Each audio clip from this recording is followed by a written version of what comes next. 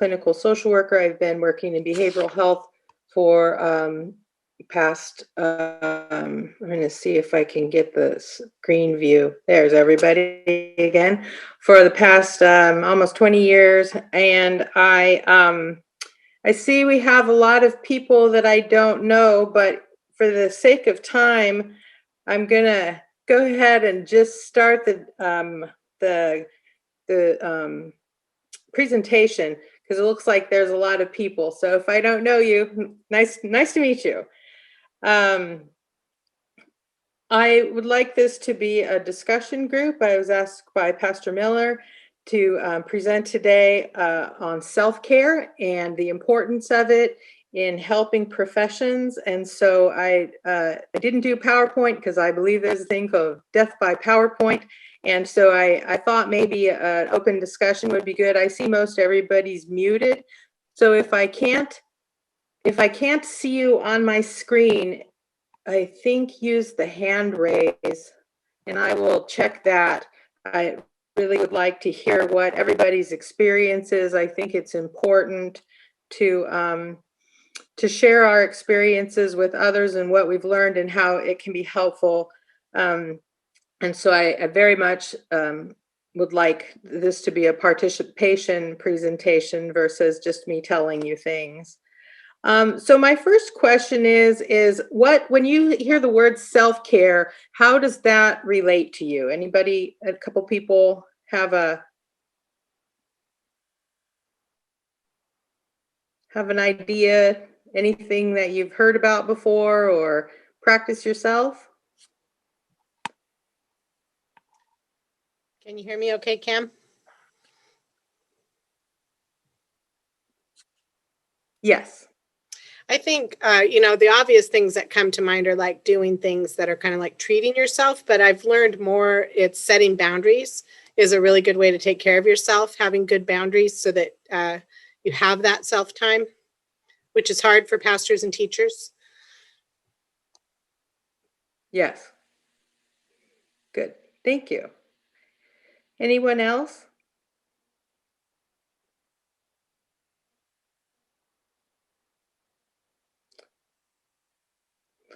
Okay.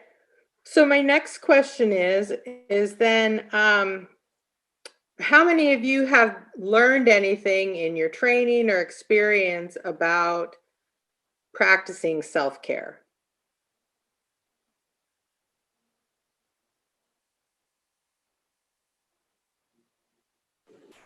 Heck yeah.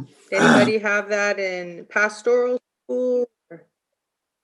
I don't think it's a real big one, at least not on pastor's end, because anytime you hear the word self, that's connotated with a negative connotation in the sense of selfishness, right? So when we start talking about our self and how we need to behave or whatever, it's usually you put yourself at the end of the line, and it doesn't matter if it's whatever it is, you're always at the end of the line and you never get to the end of the line. So,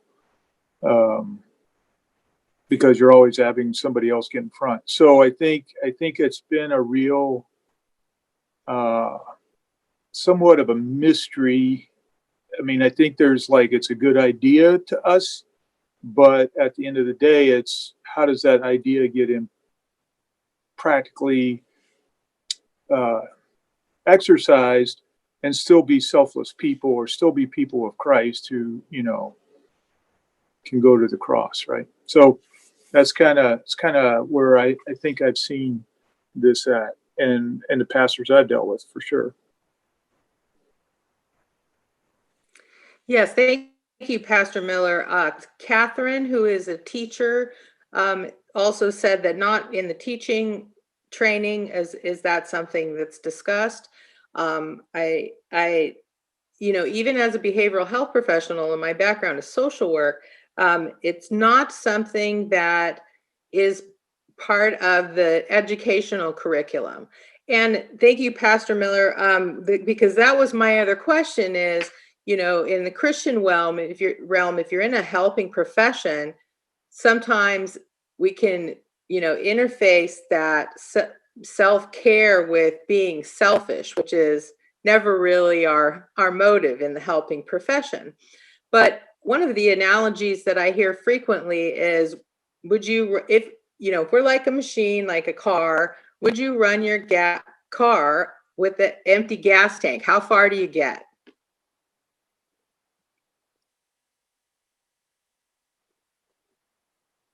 Not too far, right?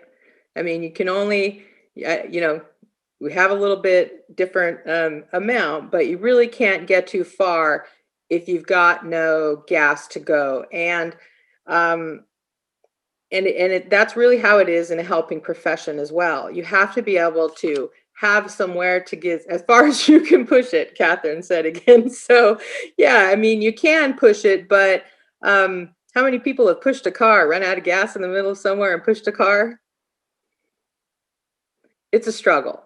And that's what it is as well in a helping profession, is that if we don't have what we need to keep helping, what happens? I mean, what do you feel like when that happens? Anybody?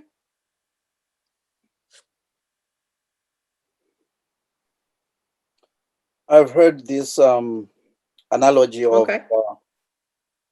Putting on if you're flying, the attendants will let you know, in case we lose cabin pressure, put the mask on yourself first before you assist those around you. And I think that's very good. Yeah. I think that's an excellent example. You can't help someone else if you're struggling to breathe. And, in an emotional sense, sometimes we get that way. And that kind of brings us, I just wanted to go over some of the objectives for this presentation.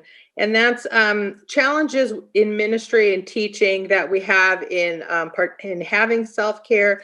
Ms. Darla brought up that it can be a matter of boundaries and stuff like that. And then Pastor Miller, but we really are never given any information on how to make that happen for ourselves. And that's why it's important.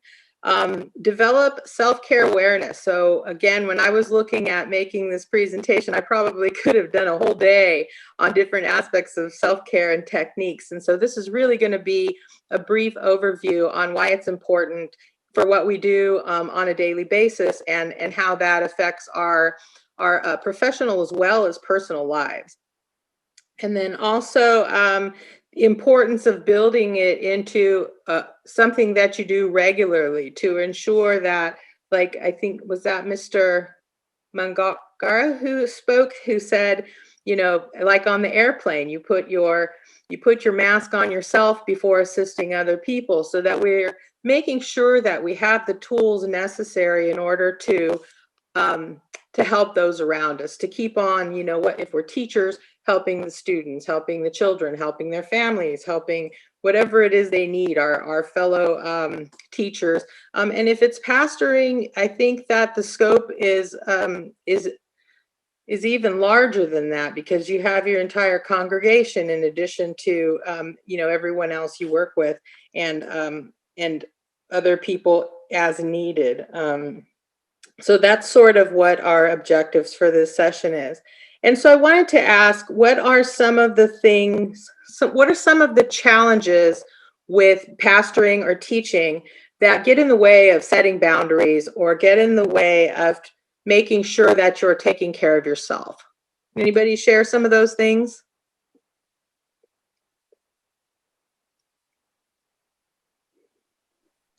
It's nice to be needed. Okay, it's nice to be needed. And so how is that a challenge? It becomes a challenge because then even when you are supposed to be taking care of yourself, other people come with their needs and you feel like you're obligated to help them, even when you are supposed to be taking care of yourself. Very good. So sense of obligation. Yeah.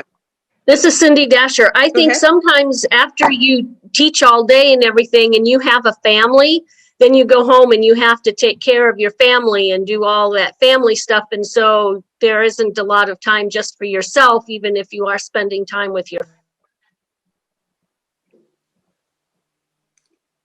So yeah, so multiple obligations, multiple roles that we have in life.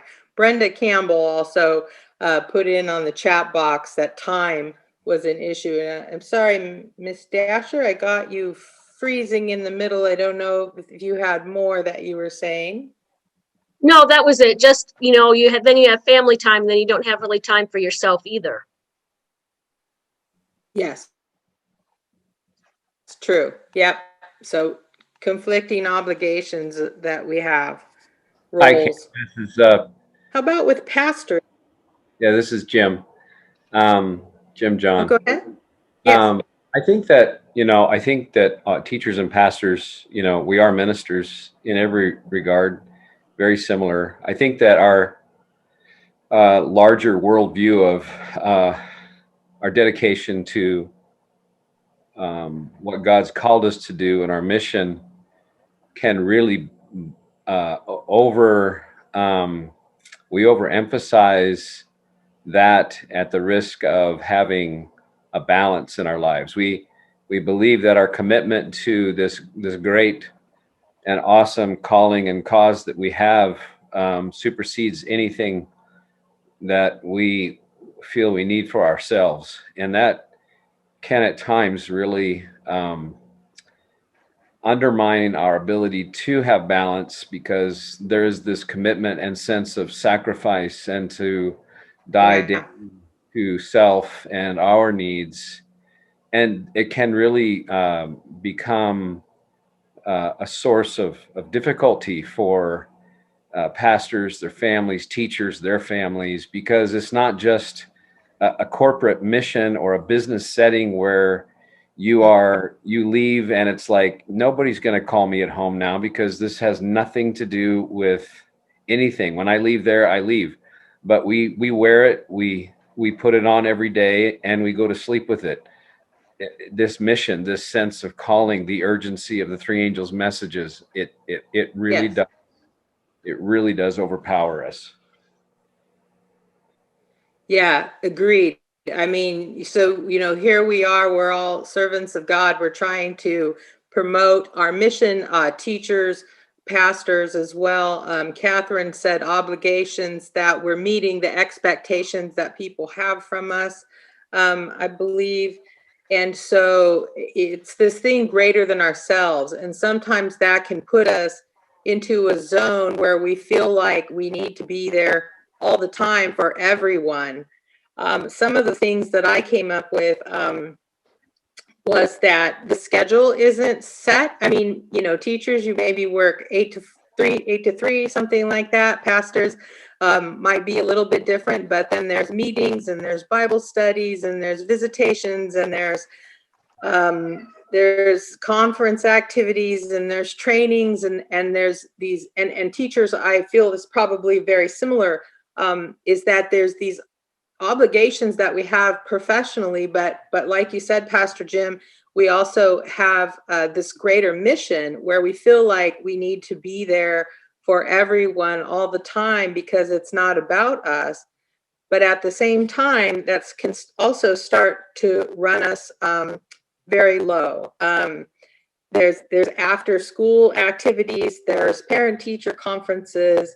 For pastors, I was thinking, weddings, funerals, counseling, your congregation, church board obligations, being a mediator, being a leader, doing outreach, evangelism, formal training, and that kind of thing. And so again, did I miss anything? Is there anything that I'm missing on the teacher or pastor front that kind of explains why we can get pushed to a point that feels overwhelming?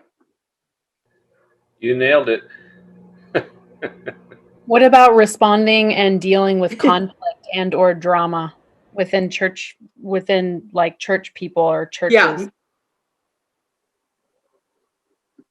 Right. And I called that mediating, but yes, that is one of the major roles. But I would say even for teachers, we're looking at being a mediator or a conflict negotiator or a hostage negotiator, even in that sense, is All day that, long. we're called to do these multiple roles that all day long.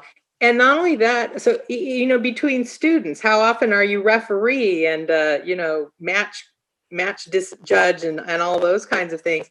And it's really a 24-hour job.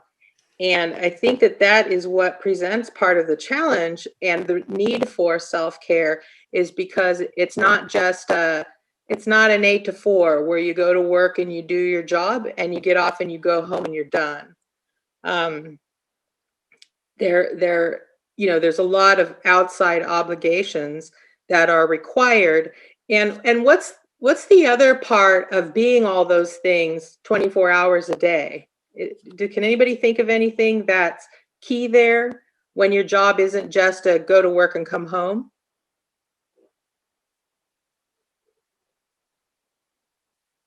All right, I'm going to give it to you just for the sake of time. It's that the emotional toll that's required to be all of those things is very, very, very high. And what happens when we get emotionally overloaded, because like someone mentioned, and I don't recall who it was, is that not only do you have the role as a teacher or as a pastor, but you're also going to home to fulfill your personal obligations. And so just having all those things on you can be very emotionally overwhelming. And that, again, is why self-care is incredibly important. And, again, I think that as Christians, sometimes we can view self-care, other than just lack of time, which for sure is an issue, but sometimes it can be that we are self-sacrificing because, like Pastor Jim said, we're doing it in honor of the mission. When you're a teacher, you're training children to work for the Lord, as well as the reading, writing, and arithmetic. But there's a certain piece that we need to sacrifice ourselves in order to have these things to get our job done. Anybody have any guilt when they feel like they can't meet their obligations? Yeah, I feel like I'm not enough.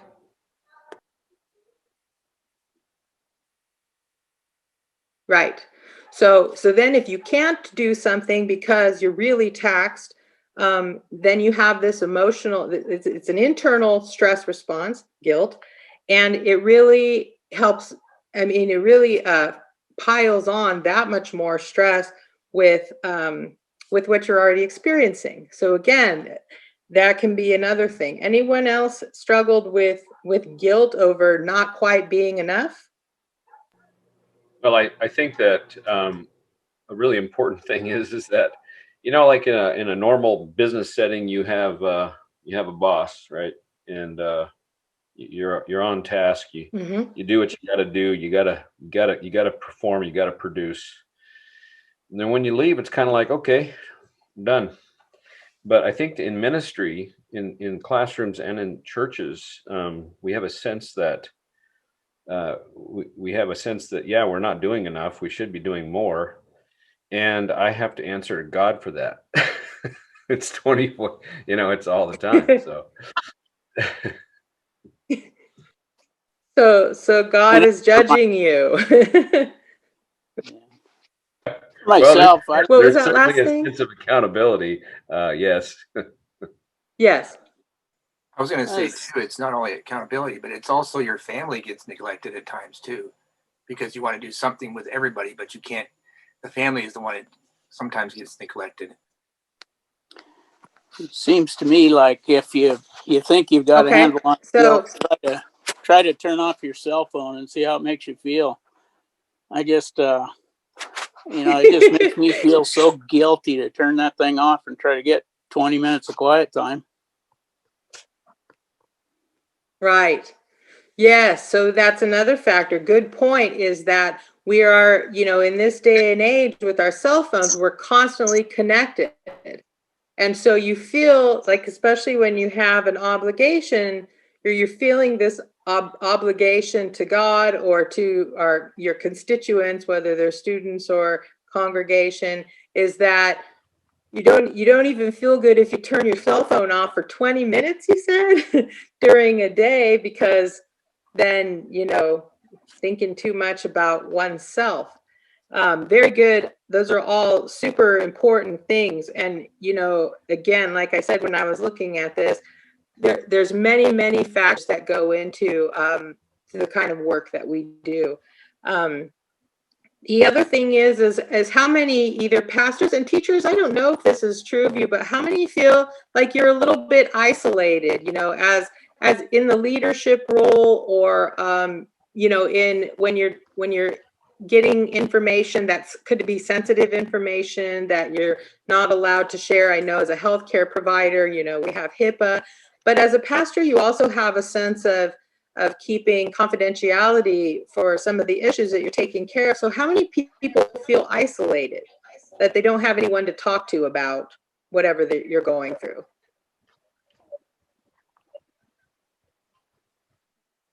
So we never feel isolated in Alaska. Sorry, I think someone was We saying. never feel isolated in Alaska during COVID, ever. We're just always so connected.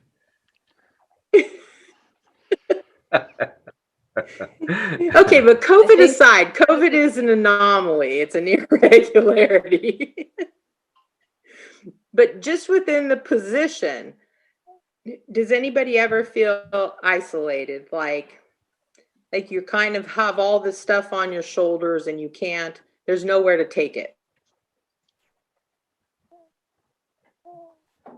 We can take it to the Lord, but we don't, as it relates to sharing with other people, we don't feel like we should burden anybody else with our problems, because we want to be the ones that they come to. Yes. So yeah, we can take it to the Lord. That's always an option. And I do think there's a certain amount of relief in that. However, I don't know. Does everybody get? Do you feel completely not isolated anymore with just sharing with the Lord through prayer? No, in fact, there's I studies. don't. Sometimes I really have a lot that I'm. There's Go studies. ahead, Pastor.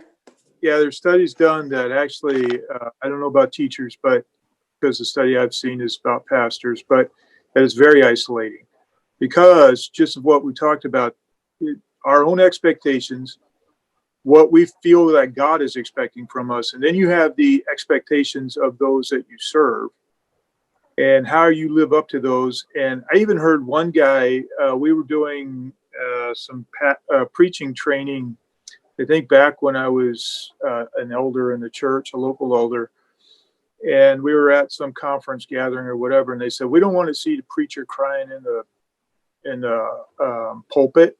You've seen a preacher get to a part that's really emotional, affecting, and I mean, they want to see somebody who's strong in the Lord, who's immovable, the rock, Moses standing up on the Sinai kind of thing. And if we get to that, then that becomes certainly a very isolating thing, because then you got all these internal things that are human going on inside of you, but the expectation is that you wear something that is superhuman. Yes. Yeah.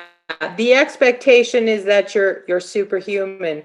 And in behavioral health, as a therapist, some of the theories say that if you display any humanity, I guess is a word that I'm going to use, it could completely affect how others are feeling as well, because there's a power differential. You're in a leadership role, and as a teacher, it would be the same thing. So you have this obligation or this sense that you need to feel in charge and as the strong one for everyone. But how reasonable of an expectation is to be inhuman all the time? Is that fair to each of us individually?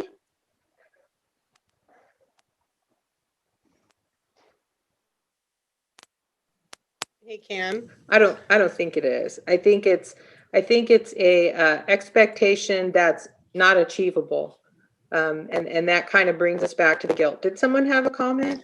Yeah, I was just going to piggyback on the last half of what Sue said. She said that we can take it to the Lord, but then she also said something that I want to just highlight, because she was saying that if she shares with other people, she feels like it's a burden to them, and that then they won't come to her with their problems. I mean, I don't think she was talking about in a confidential situation, but it can be that is a big part of the isolation. Like, there's really nobody. The Lord can listen to us and support us spiritually, but sometimes you just need another person to understand where you're at. And I think all of us need to have that, whether it's somebody that lives near us or not, to be able to just be a sounding board. I think it's important.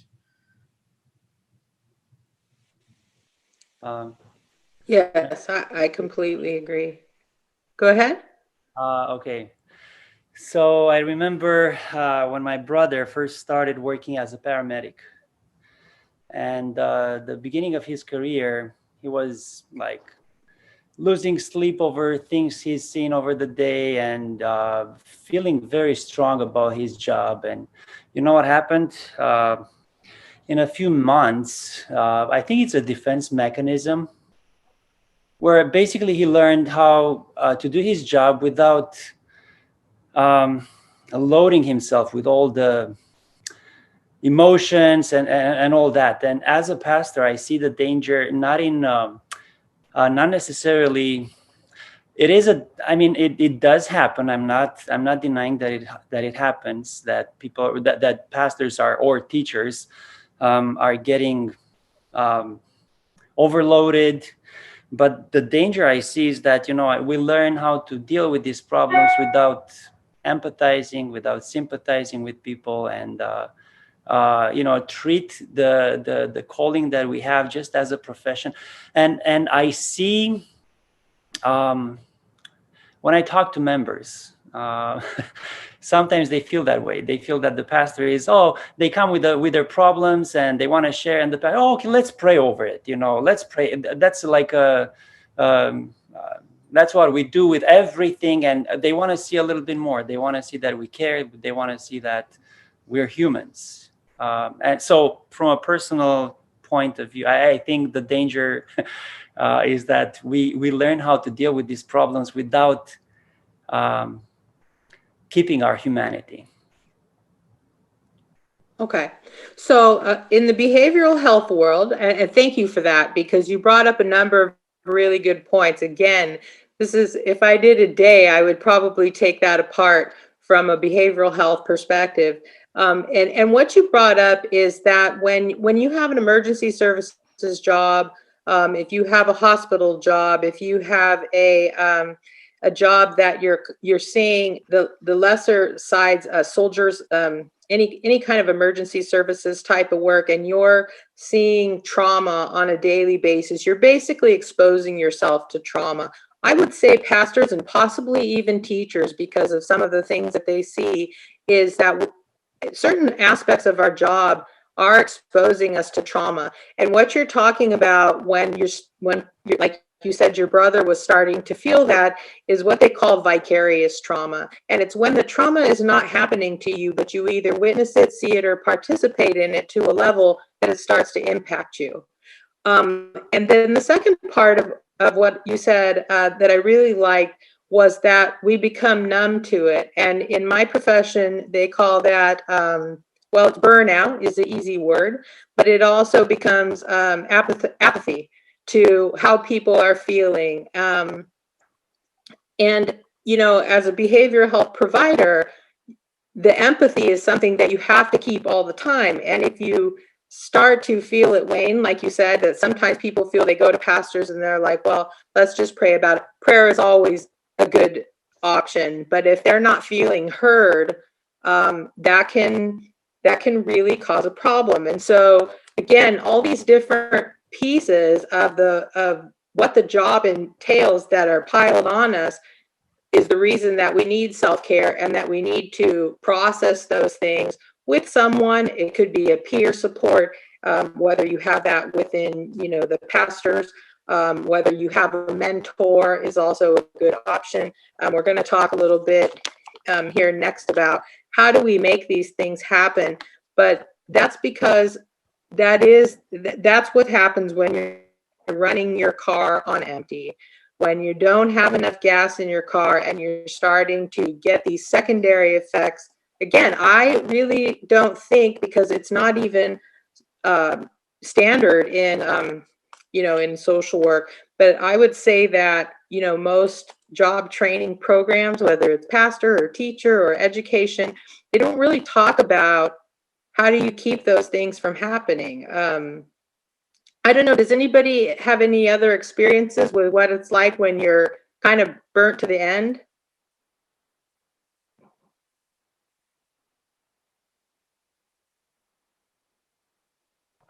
I have one. No? Okay.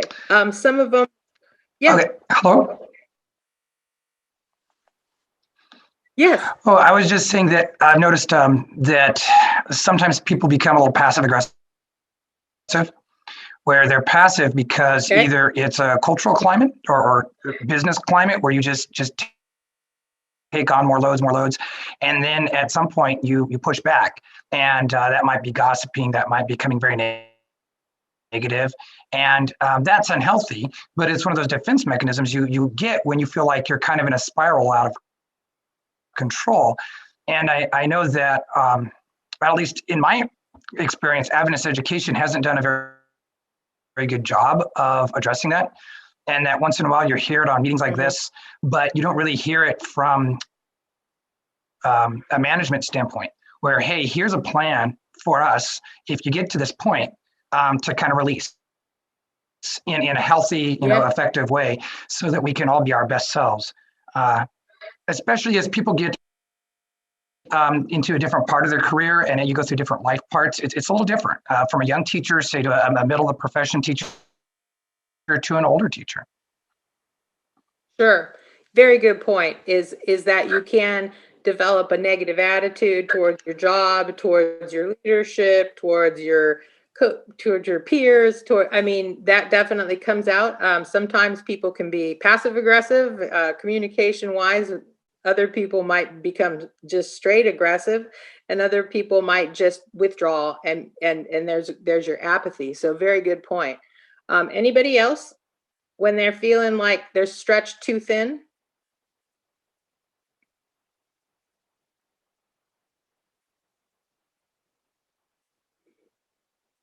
Okay. So some of the ones that I can think of are getting a little bit irritable, a little bit shorter than you might usually get on another day. Some people start to not be able to sleep so well. Some people's thoughts, some people might even go into feeling a little bit low, a little like the blues or whatever you want to call it, a little bit depressed. If they're getting not enough, if they're not refueling themselves emotionally enough to be able to keep on giving that much. Sometimes it can manifest in physical symptoms, headaches, stomach aches. There's some physiological factors that are related to high stress levels. And I do think that we all live under that. I agree that when you're new and fresh, it can be a different way of managing things than when, and some of that might come with outside obligations, whether that's family or children or, other things that you're required to do.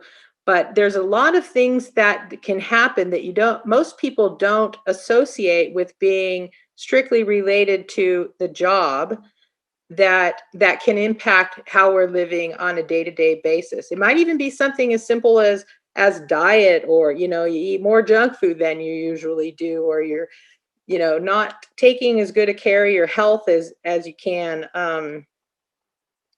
It's going to come from somewhere. And that's why we need to really look out for it and keep an eye on things that we're taking care of ourselves.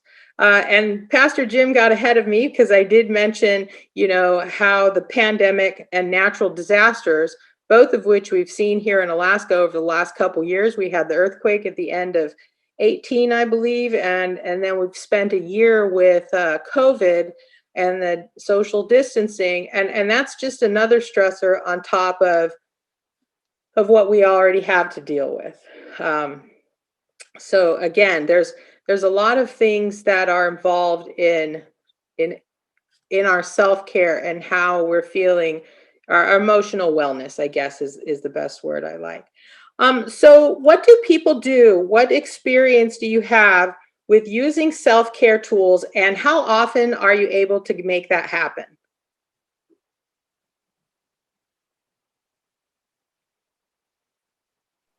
I think Does anybody have it? This is Jim. Okay. I think that we need to probably take more steps towards having peer gatherings, pastors' monthly breakfast. We started doing something this last month, but just getting together with people who have similar kinds of stresses and similar kinds of challenges, and just talking and sharing a meal together. I think we need to do more of that. And if you go out to the valley, you don't have to wear masks. So I would just recommend everybody go to the valley. Stand 10 feet apart, no mask, and you guys will be happier with that, with just that. Thank you, Pastor Jim. So peer support, that's, and did you say that they just started that? How much has that been involved? Have you been involved in that over your career ministry? Well, I think it's always been, I mean, we did it before COVID started quite a bit. And in my previous conference, we would get together monthly with, we would have teams. Like the conference would designate teams within our conference, people that were close enough that could meet together, and provided a small budget for them to do that. Yeah, and to get together and to talk and just pray for each other. It does a lot. It's really a tremendous blessing. Okay. So yeah, peer groups. And what about just personally in self-care? Oh, I have something that's worked for me. What do people do to make? Yeah. I have little kids at home, and I'm with school kids all day. So I have like lots of kids. So when my kids go to bed, I really like to read. So I check out books from the library, and that's like kind of like my time, and sometimes I watch TV, but I try not to, because I find that books like enrich me in a way that, any TV show, even if it's Christian or not, it's not very enriching to me. So, and I like reading all kinds of like different books, just so that I, even a book that I don't think that I'd be interested in, sometimes religious, sometimes not, it's just about learning from someone else's perspective, because I think that's really important. Right. Yes. Good point. So reading, that's a personal thing that you like to do. I would suggest that sometimes self-care doesn't have to be about learning, or doesn't have to have a overarching viewpoint, or doesn't have to have a greater good. Sometimes you just need to do something enjoyable to free your mind, like for a minute, let it go. Let go of some of the stress, whatever it is. Reading, I agree. Reading does that for me as well. It takes you to another place and another person's perspective and all that. So thank you. Anybody else have any self-care tools? For me, it's prioritizing exercise. That's been immensely helpful for my mental health in pastoral ministry. Yes. I was going to say the same. Okay, Exercise is paramount. If I don't get out to exercise, then it's just, for me, it's always been the way that I let out pent up stress. Is you can go out and run it out, or go to the gym and rock climb, or just go out in nature for a nice long hike, or whatever the weather is, depending on the season. There's always something to do. And so nature is just not only a good self-care place, but for me, I connect with God best with time and nature. And so it's just a place where I can go and be spiritually at peace, and I can make peace with lots of things in my life I just need to sort out.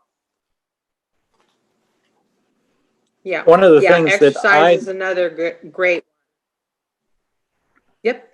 One of the things that I do when I feel a lot of stress is to get out in nature, and I call it getting on my freedom machine, which is a motorcycle or sled, and able to get away from everything just by myself and just focus on that. It leaves all the troubles behind, it seems. I always feel better after I get back after a ride to get rid of some of the stress. Got it. Great. Yes, those are all really excellent suggestions. And so how often are you doing these things? I know somebody said the exercise may be almost every day. It's or close to every day. Is that?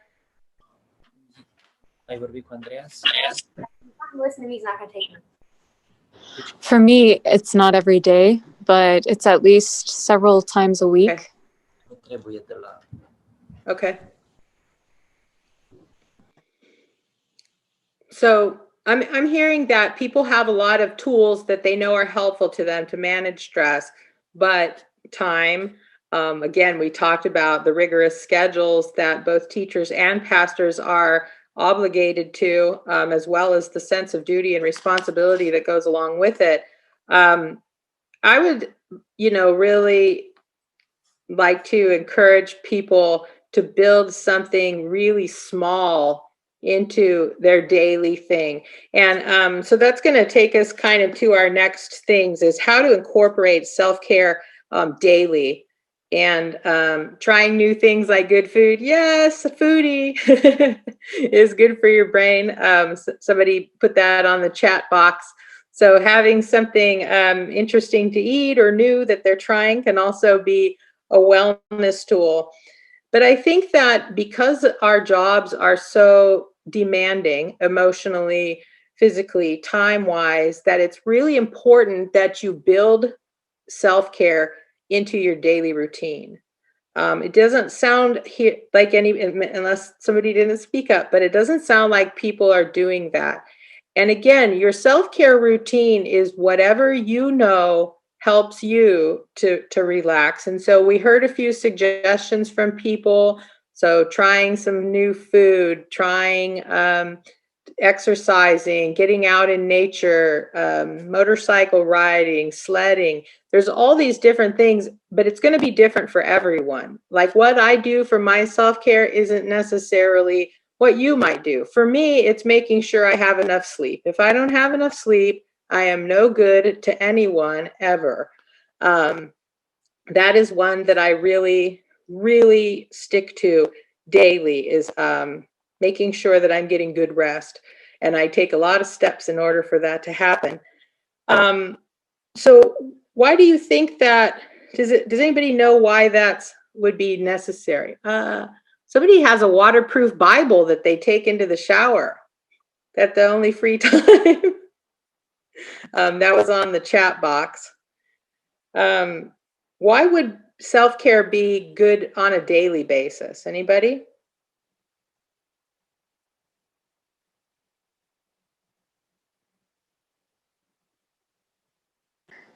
I mean, I think you've talked about it a little bit earlier, but the whole idea that it helps you keep going, it keeps your brain from shutting down and your body from having signs of anxiety, like physically, stuff like that. Yeah. It's just, again, because of the stress that we live under, and so the stress can come whether you love your job 100% or not. How much you like it, or how much you're dedicated or motivated to do your work, really is outside of how your body intakes the stress of being in the positions that we've been called to be in, which I feel like as a behavioral health professional, that is a calling from God. I get an opportunity to minister to people in a way, and really understand people and listen to people in a way that most other people don't get to do. I think pastors get to do that. I think teachers get to do that. So I think in many ways, it's a similar kind of activity. It's our ministry in addition to our chosen profession. So one of the things that I'd like to bring up is it's from one of the programs that I use frequently. I think the sun is shining right at me right now, so I'm going to move a little bit, is building a wellness toolbox. And a wellness toolbox is just a word for making a list of everything that you know of that brings you a little bit of de-stress, a little bit of peace, a little bit of relaxation, and then trying to incorporate at least one of those things on a daily basis. And that the toolbox could be anything from something mentally, physically, spiritually, and emotionally. And everybody's brought up different pieces of that during the discussion today. Exercise is going to take care of a physical type of stress, or praying is going to take care of a spiritual stress. Music, thank you, Pastor Jim. Yes, music is a huge one for many people. Listening to music can be a de-stressor. Mental, so maybe that's the peer support that Pastor Jim was talking about. Maybe seeking out some professional services if you're not feeling well is also an option. And just being good to yourself. And sometimes, a lot of people mentioned when we first started this discussion is time. Time is a problem. And I think that's also true for everyone, but some of them you can do at the same time. Like while you're doing your emails, you could put on music that you like, right? People could stream music. What are some other things that are doable while you're working? Anybody have any suggestions for that?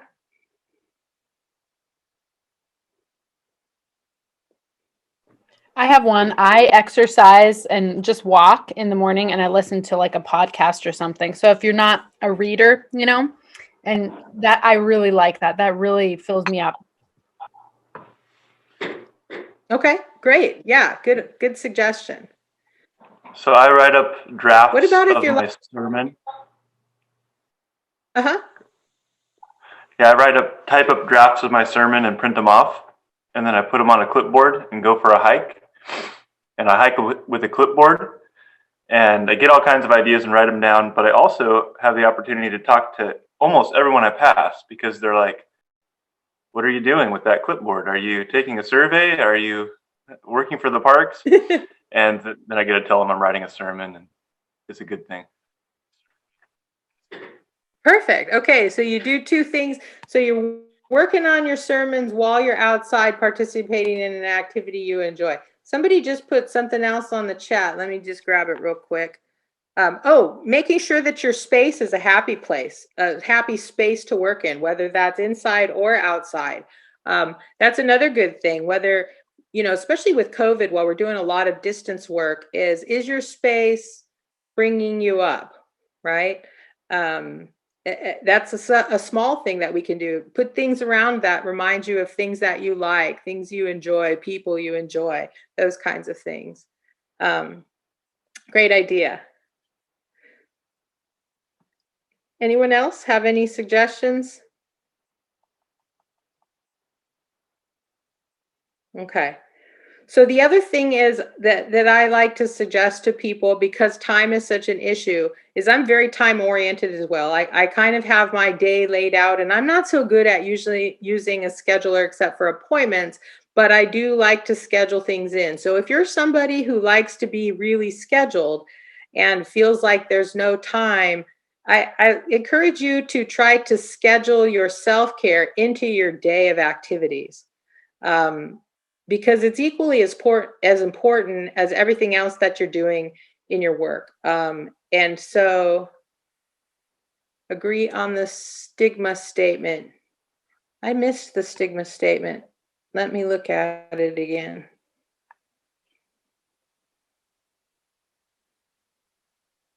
Oh, removing stigma from talking to a behavioral health professional. Oh, well, stigma, that's a whole nother day's worth of classes, Pastor Jim.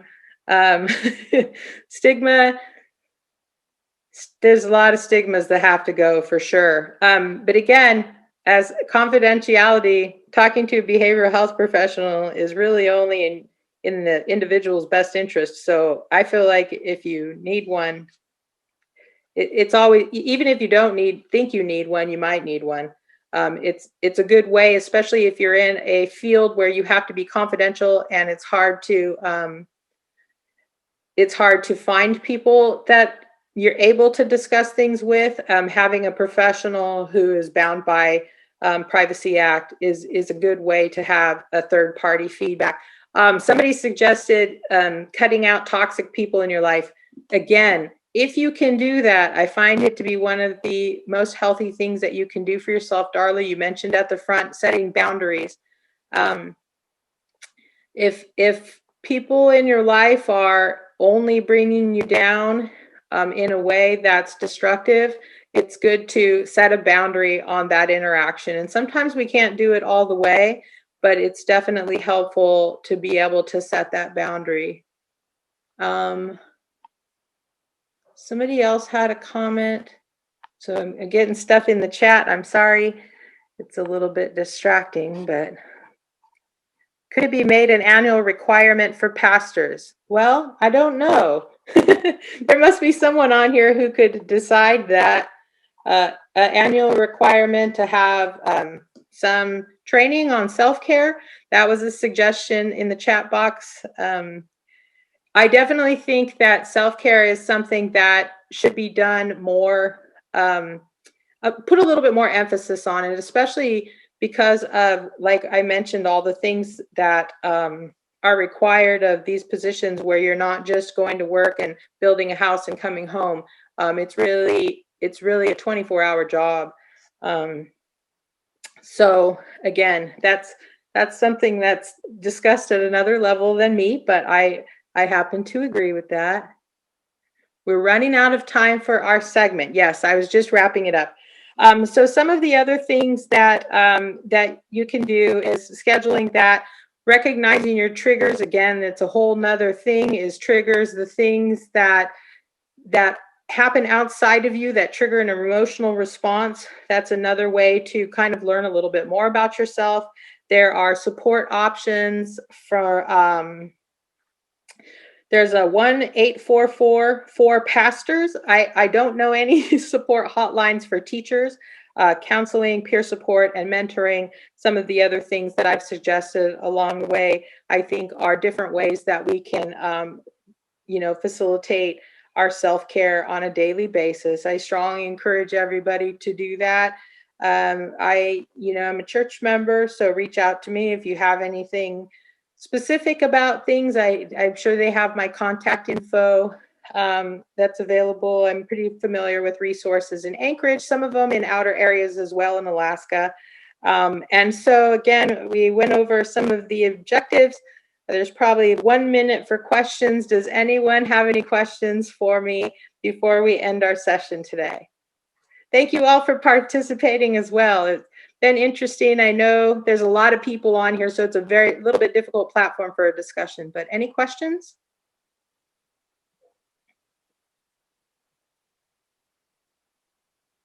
Okay, well, I hope you all enjoy the rest of your day. I'd like to just say a closing prayer and thank you for participating. Should we bow our heads? Dear Lord, thank you for this opportunity to talk to our pastors and teachers about the important mission that you have for them. Please bless us as we go through the rest of our day. Please help them. Please pray for them in a special way, that they are enriched by the rest of their training and that they can go forward to impact the lives that they need to on a daily basis. In Jesus' name, amen. Thank you all. Have a great day.